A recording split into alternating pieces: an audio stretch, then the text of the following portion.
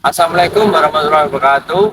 Saya Muhammad Firdaus Ramadhani, absen 20, kelas X1 IPS 5, ingin membuat video tugas sejarah tentang perjanjian Giyanti.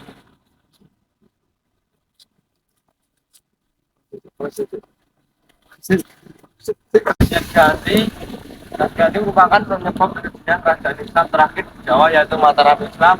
Mataram Islam terpecah menjadi dua wilayah.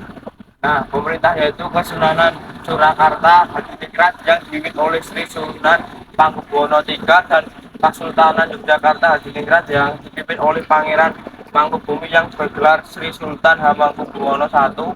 Tiga pihak yang memiliki peran dalam perjanjian tersebut adalah Kerajaan Mataram Islam, Pangeran Mangkubumi, dan VOC.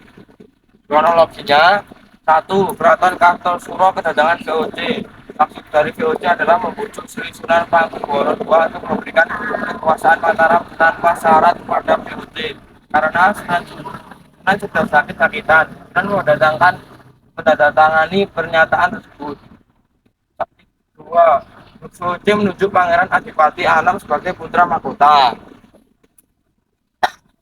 Pangeran menandatangani pernyataan bahwa Bumi Mataram merupakan pinjaman dari VOC. 3.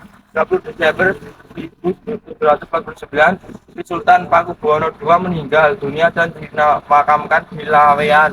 Sekarang jenazahnya dipindahkan ke Imogiri. Pangeran Adipati Anom naik tahta bergelar Sri Sunan Pakubuwono III. Pakubuwono III, Kesunanan Surakarta Hadiningrat. Pangeran Mangkubumi, Kesultanan Yogyakarta Hadiningrat. Sementara itu, konflik antara Pangeran Mangkubumi dan Raden Mas Said melawan VOC masih berkobar. Gubernur VOC untuk Jawa Tengah, Hartining, turun tangan menyikapi konflik yang terjadi. Awalnya perlawanan Pangeran Mangkubumi penuh dengan pasangan sulit hingga akhirnya Pangeran Mangkubumi mengubah haluan politiknya menjadi lebih kooperatif. Dibuktikan dengan adanya perjanjian Giyanti. Sebelumnya diketahui para raja berkumpul di Sabung Macan serta membahas perjanjian yang akan dilaksanakan. Gubernur Hartining, VOC, Sri Sunan Pakubuwono III, Mataram, dan Pangeran Mangkubumi melaksanakan perjanjian Giyanti 13 Februari 1755.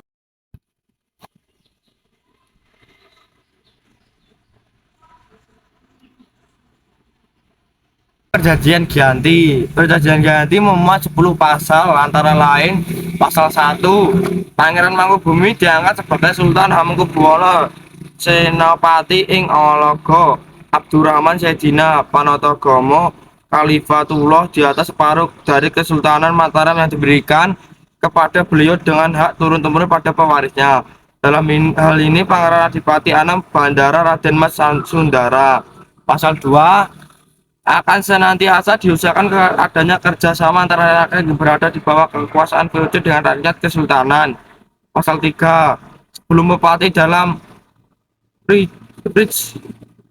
Riksbesturder dan para bupati mulai melaksanakan tugasnya masing-masing, mereka harus melakukan sumpah setia pada VOC di tangan gubernur.